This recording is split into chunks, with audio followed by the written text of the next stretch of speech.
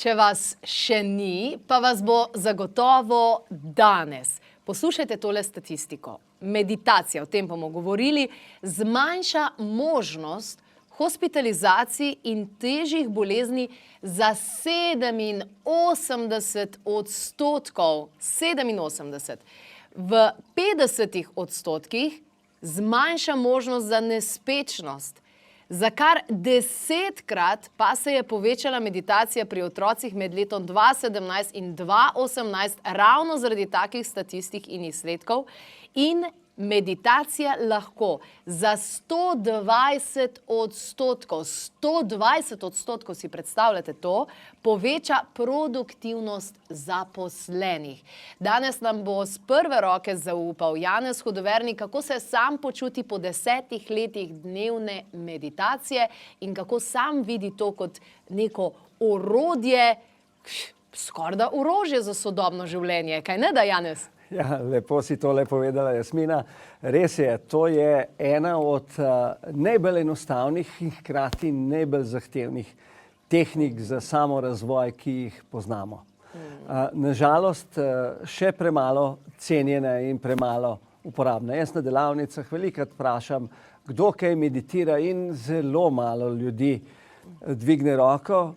Hvala Bogu se pa v medijih to zelo močno spodbuja in tudi z takimi podatki, kot si jih tle predstavlja. Dejansko je ena od najbolj raziskanih tehnik za samorazvoj. Že 10. sezona oddaje Klepet ob kavi je to tečajev meditacije imamo že za sabo in meni je všeč to, da je danes nekdo, ki je v obleki, urejen, poslovnež in govori o meditaciji, nekaj povsem sprejemljivega.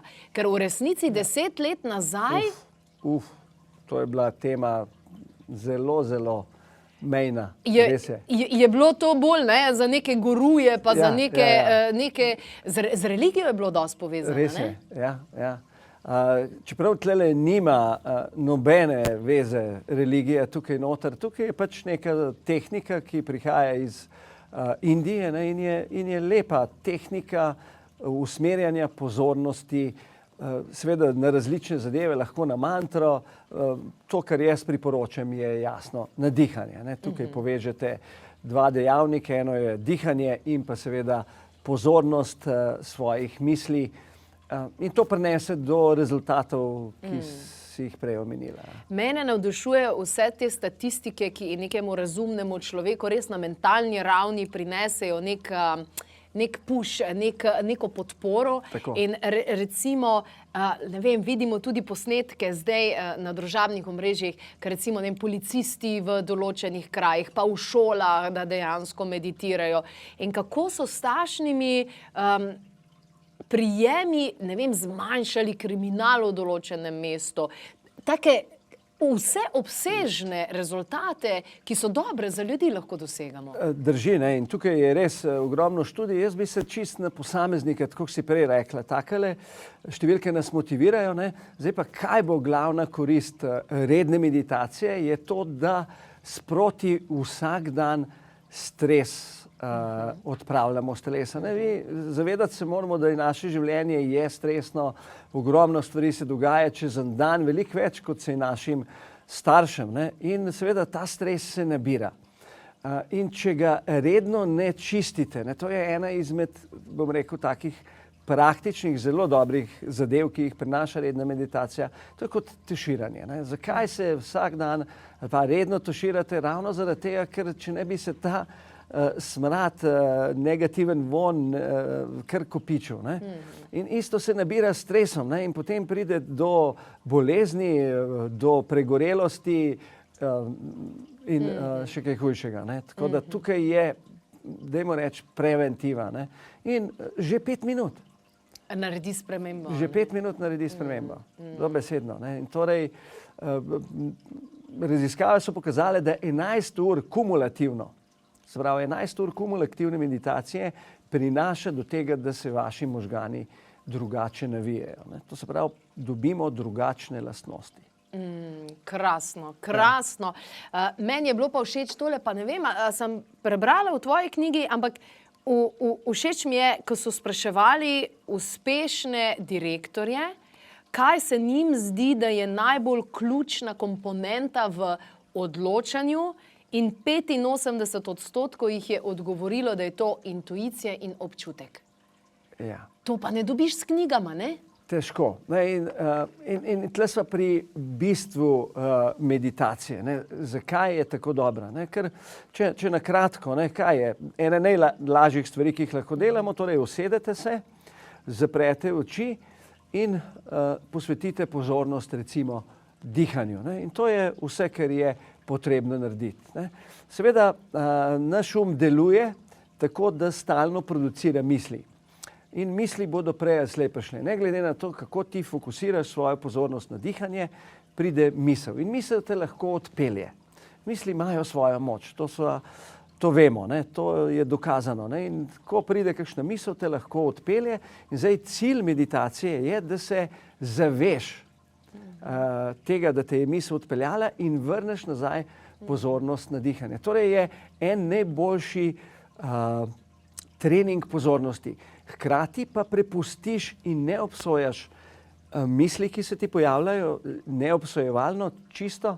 Da se ne zatakneš. Da se ne zatakneš in seveda, da začneš spodbujati tudi svojo lastno intuicijo. Ne? Zato pridejo do teh prebliskov, pogledov med samo meditacijo, pa seveda tudi po njej. Ne? Tukaj so te stvari. Ja. Ne samo za podjetnike, jaz osebno sem prepričana, da sem boljša mama zaradi tega, ker meditiram. Ker spomnim se, ko je bila moja hčer, ko je bila dojenček, pa so prišle take temne misli.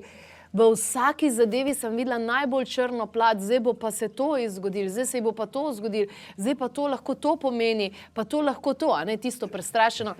In to, da sem si rekla, to je sam misel, kakor oblak je, prišla je in šla bo, to nisem jaz, samo misel je, koliko mi je to trpljenja prišparalo. Ja. No in recimo, ne, to je ta prvo zavedanje, ne, da so misli minljive, lepo si dala, so kot oblaki, pridejo in grejo, se pojavijo, ne vemo, odkot izvirajo, ne, lahko jih pa nadziramo. Ne, in s to v meditacijah pa niti ne nadziramo, ampak samo sprejemamo, se ozavestimo, zavedamo in gremo nazaj na dihanje ali pa na mantro, ne, lahko si govorite ljubezen, to bi bila mantra, ne, kot ena zadeva in vrnete pozornost. Z nečim moramo zaposliti. Tako, ta naš ki je hiter vlak, ne, kar se tiče misli noter. Ne. In ravno to je isto moja izkušnja, ne, tako kot si povedala. Ne. Se enkrat pelem na eno delavnico ali na ene poslovne pogovore in se zalotim, da se ne sekiram, po domač povedano, da nimam negativnih misli, kar naenkrat, ker običajno zjutraj takole malo nervoza, pa si vse sorte negativne scenarije. Ne? In kar naenkrat se zalotim, Janez, kje so tvoje negativne misli? Kar šle so. In sem potem se odločil, da se ne bom sekiral, ker nimam negativnih misli, ampak sem to sprejel in zdaj vidim, kaj to po določenem nivoju časa prevedenega v meditaciji se možgani drugače navijajo in razmišljaš drugače. Drugačne misli pridejo in seveda tudi drugače reagiraš na dogodke. In to so pokazali z raziskavami, da tudi negativne dogodke drugače sprejemaš, bolj toleriraš, ne, prag občutljivosti si dvignil. Ne padeš ven. Ne padeš ven, ne. Mogoče te je partner narobe pogledal, ne, in si tudi zaradi stresa, ki si nakopičil, ne, tega z meditacijo lepo dnevno pospraviš, ne odreagiraš, ne, in si prišparal en konflikt doma. Evo, še eno vprašanje, zelo konkretno. Po tvojem mnenju, po 10 letih meditacije, po raziskovanju vsega tega in podobno, ali bi lahko znatno spremenili svet v smislu, da bi bilo več mira, nič vojn, kvaliteta življenja, da bi šla gor in podobno, če bi vsi začeli meditirati? Mislim, da bi bila to res zelo blizu ene pozitivne utopije, ne, in gremo v tej smeri, ne, se zavest se dviga, tako da spodbujava, tako da hvala za povabilo in spodbujajo gledalke in gledalce, da si vzamejo čas, se usedejo, zaprejo oči in preživijo par minut v tišini z svojimi mislimi, ki jih sprejemajo, ne obsojajo se vračajo nazaj v sedanji trenutek. Kot ste slišali, že 5 minut bo dovolj za sam začetek. Potem pa to itak deluje kot snežna krogla.